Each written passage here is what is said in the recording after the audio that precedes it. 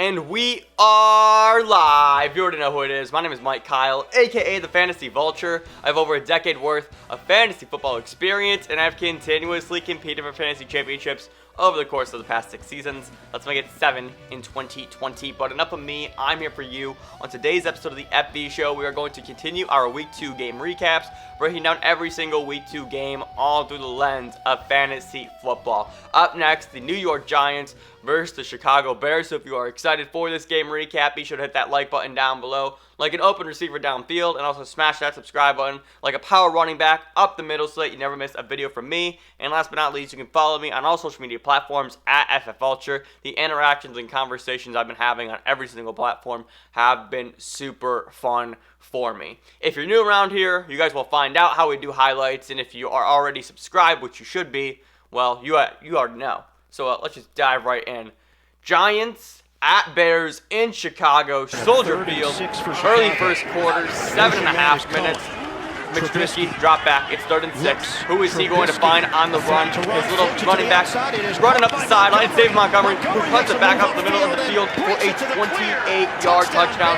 Bears go up 7-0. Montgomery had a pretty nice game, all things considered. It's really great to see from him. But later on in this game, the storyline of your fantasy day most likely. Saquon Barkley trying to break a tackle, goes down awkwardly. You can see right there that right leg just kind of plants weird. You can see it buckle, and he goes down holding that. A torn ACL for Saquon Barkley. Very, very unfortunate for him. Later on in the second, though, the game must go on. Mitch Trubisky finds Mooney in the end zone for a 15-yard touchdown. It wasn't Allen Robinson. I'm very upset. I have words for Mitch Trubisky and Allen Robinson about this game. Anyway, it's 17-3, and now in the fourth, starts the fourth, Dion Lewis gets in for a 1-yard touchdown, but it didn't matter. This game was pretty boring, all things considered, and you really felt the life be sucked out of it once Barkley went down with that injury. So the Bears win 17-13. Chicago 2-0. Shout the fuck out to you. Let's talk some stats real quick, though. Daniel Jones was 25 of 40 for 241 and an interception. Dion Lewis, 10 carries, 20 yards, and a touchdown. He also caught 4 passes for 36 yards. Golden Tate, 5 targets, 5 receptions for 47 yards. And Evan Engram, 8 targets, 6 receptions for 65 yards. Sterling Shepard also left this game for the New York Giants. He did not return. A report came out just about 5 minutes before I was recording this video, and it looks like a turf toe injury for Shepard, so he is going to miss some time as well. This is a massive bump to Golden Tate and Darius Slayton. Moving over to the Chicago Bears real quick.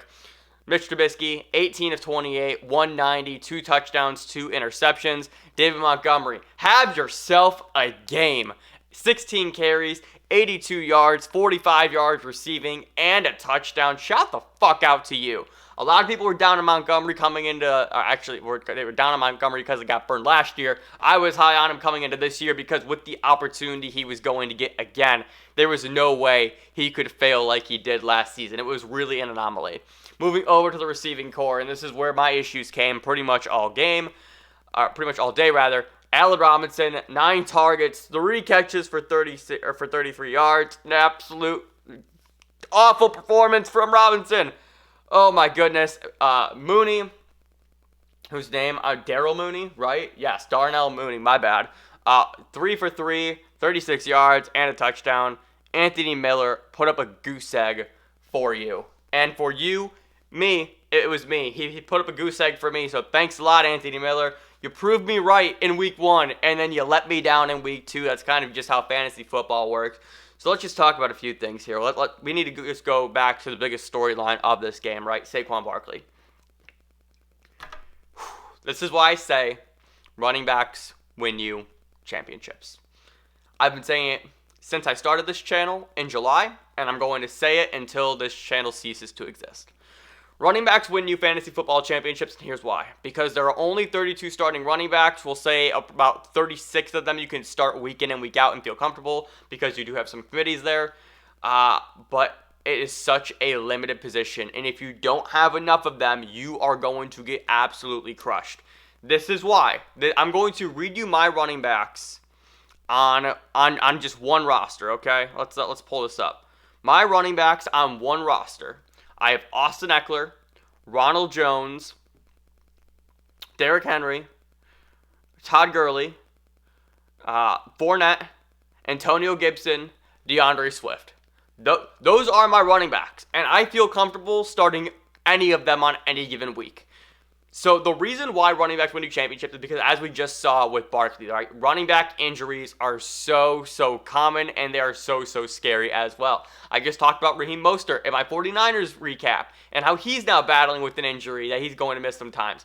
The running back supply is so low that you have to bulk up, and you have to hold, and you have to make sure that you have enough, because on the very high chance, might I add, that you have a running back goes down, you have to have a way to supplement that. And if you don't, what happens then? Are you actually comfortable starting Rex Burkhead if Saquon Barkley goes down in place? No, you're not. That's a major drop-off. And so the reason why we have as many running backs as possible is so that we have the ability to competently substitute one in for another on any given week, right? Like I said, my core three right now are Austin Eckler, Derrick Henry, and Todd Gurley. That's who I spent my first three picks on, right? However, I'm comfortable starting Ronald Jones over Austin Eckler in a matchup. I literally did that this week. Leonard Fournette, if Fournette takes over that backfield, I can throw Fournette in over Gurley if I have to on a week. Antonio Gibson, the breakout is coming. You guys can see how I structured this to where I should be able to. I literally have a pool of 6 I can choose from. I can pluck out 3 of 6 and feel comfortable with just starting them whenever. And that's why running backs are so valuable. Because what ends up happening is I control the supply of running backs. I have 6 of them. If I need to trade one off to maybe increase my wide receiver core and bump that up a little bit, I can do so. But in the end, I'm always going to value running backs more because only 36 of them are relevant compared to 60 wide receivers. So you can probably start week in and week out. And the injury likelihood of running backs is just so high. So if you have Saquon Barkley, my thoughts and prayers go out to you, and they also go out to Barkley in general because obviously he is the injured person here, and we are just the ancillary part of football. So thoughts and prayers out to Barkley. What do you do now if you have him, right? If you have Barkley, who do you pick up? Is it Dion Lewis? Is it Wayne Gallman? In this game in particular, it was Dion Lewis, and that's because Wayne Gallman wasn't active for this game. So I like Lewis. I've always been a Dion Lewis fan ever since back in New England. I want to say he was on my runner-up team in 2014. That sounds about right. It was 2014 or 2015 when I won the title. He was on that squad. So Dion Lewis does always have a soft spot in my heart. Wayne Gallman, though, has been the guy previously for this backfield whenever Barkley has not been on the field. So what do you do, right? For me, I think you honestly take the one that you feel comfortable taking. I wouldn't spend a whole lot as terms of fab goes. What I would actually do is I would divide it up, right? I'm going to make sure I get one of them, but I'm not going to overspend because you have 2 options here. And we don't know how this is going to break out between the 2 of them. I lean Dion Lewis over Gallman, but like I said, Gallman has been the guy in this backfield before. So what I would do, I'm just gonna try and draw this out right now on my notes right here. I would if you have $100 of fab, right? I would do probably 30 on Lewis, and then 30 on Gallman. And what's going to happen is you're likely going to get at least one of them. Like that feels about right. So then you're going to end up keeping the other 30 that you probably lost out because somebody else outbid you. But your goal here is to just secure one of them. We don't know how this backfield is going to shake out, but I at least want the opportunity to be right about it. So that's how I'm going to play this situation. Just sprinkle a little bit of fab on each player and hope I'm able to get one of them. Sterling Shepard, like I said, he did leave this game with that turf toe injury. Shepard, man, we've been waiting for the breakout for so long, and now this is just another thing added on top of it. Shepard was hurt last year. I believe he missed 6 games with an injury as well. I want to say it was a hamstring. Golden Tate. That is your answer here. Golden Tate is the answer. Every single time Golden Tate has been on the field throughout his NFL career, and specifically with the Giants last season, Golden Tate has been productive for fantasy football purposes.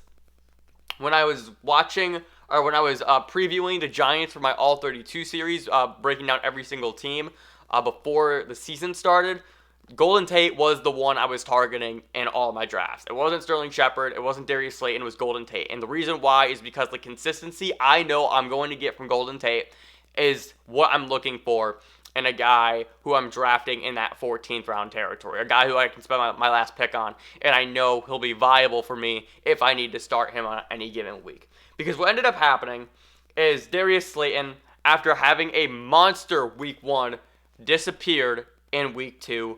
3 catches, 6 targets, 33 yards. That was it. Golden Tate, on the other hand, his first game back because he missed week 1, 5 catches, 5 targets, and 47 yards. So while it's not great by any means, you can see like it was there. Daniel Jones is so comfortable throwing to Golden Tate and just limited action that they've been on the field together. So I'll take Golden Tate. If he is on my waiver wire, I'm probably going to look to grab him. I know for a fact he is on mine because I dropped him for Antonio Gibson. Was it DeAndre Swift? Regardless, I dropped Golden Tate. I'm probably going to try and find a way to pick him back up. I need to make some roster moves when it's all said and done. So I'm still comfortable with Slayton. I'm just trying to play chess here with it because this is a wide receiver core of roulette. It's not fun. You are spinning the wheel every single week trying to figure out which one to start. But now that Shepard is out of the picture for the foreseeable future with that turf toe injury, I think you can pretty comfortably start Tate or Slayton on any given week if you have to. Let's talk about the Chicago Bears now, okay? David Montgomery, thank you for proving me right. Once again, that Montgomery, there was just no way that Montgomery was going to get the ball 270 times again this season and not be productive. Last year was just so anomalous. It truly was baffling how bad Montgomery was. So I knew that wasn't going to be repeated this season. He was the guy who I was targeting late in all of my drafts. Moving over to the wide receiver core now, I need to bitch. I truly need to bitch. Guys, I have Allen Robinson as my wide receiver 2. And the reason why I have Allen Robinson as my wide receiver 2 is because I believe I got him in the 5th round. He fell that far to me in my draft. And how do you say no to Allen Robinson in the 5th? I had my concerns. I talked about it this offseason. Allen Robinson, 50% of his games were outside of the top 36. But motherfucking God. Mother of God. How hard is it to get one of the best wide receivers in football? I'll say it. Allen Robinson is one of the best wide receivers in football. He is easily the most underrated wide receiver in football. How hard is it to get him the ball consistently? Holy shit. I'm so frustrated. I am so frustrated. Because it wasn't like I got Allen Robinson in the 5th. It was some of the other names that were on the board as well who I passed on for Allen Robinson, and I knew immediately, pretty much after, once I was reflecting on my draft, that I made some mistakes there. I think I even talked about it in a video. But man, I was hoping, I'm hoping if the volume stays there, Robinson is going to be fine. But yo, I don't know. How do you ever feel comfortable starting him? I have his jersey in my closet right now from the Jags. How do you ever feel comfortable starting Allen Robinson? Because here's the difference, right? Blake Bortles was bad in Jacksonville, but Blake Bortles still found a way to get Allen Robinson the fucking ball. And here in Chicago, for whatever reason, Mitch Trubisky, my guy nonetheless, can't do it. And it's so frustrating because I know the talent of Allen Robinson, and I know he's fighting for a new contract. And how does he have any leverage if he goes into that negotiation meeting and they say, oh, well, you caught 3 passes for 33 yards in week 2 against the Giants? What's he supposed to say to that? Obviously, he can, throw quarterbacks under the bus, but still, what is his actual counter to that? those are the numbers. And that's how front offices are going to look at it, and that's how they're going to skew the negotiation away from him. So I am so mad for Allen Robinson. I'm mad at myself for being an Allen Robinson owner. I'm very, very frustrated. And then also Anthony Miller, fucking goose egg. Come on. I was in a shootout. I'm currently in a shootout right now. In my Dynasty League. I started Anthony Miller, who put up a goose egg for me. Luckily, I'm still up 18. I have Henry Ruggs going Monday night, and I'm facing Alvin Kamara. So hopefully, all things considered, I'm going to end up alright. But if I don't, Anthony Miller, I'm looking right at you, man. How do you only have 3 targets? This is the Giants secondary that is fine. They aren't awful by any means. They kind of threw it together at the last minute. James Bradbury is a great corner. He was covering Allen Robinson throughout the majority of the day. So I kind of get the bad game from him. I'm still not happy about it. But Anthony Miller, I was expecting so much more from you. You dropped a pass in the end zone that was a clear touchdown. Had you have hauled it in. Just a really, really frustrating day for Anthony Miller and Allen Robinson owners, all things considered. But that's going to do it for my Giants and Bears Week 2 recap. If you enjoyed this video, be sure to leave a like and subscribe down below. I'm going to try and do this for every single Week 2 game, so stick around for those.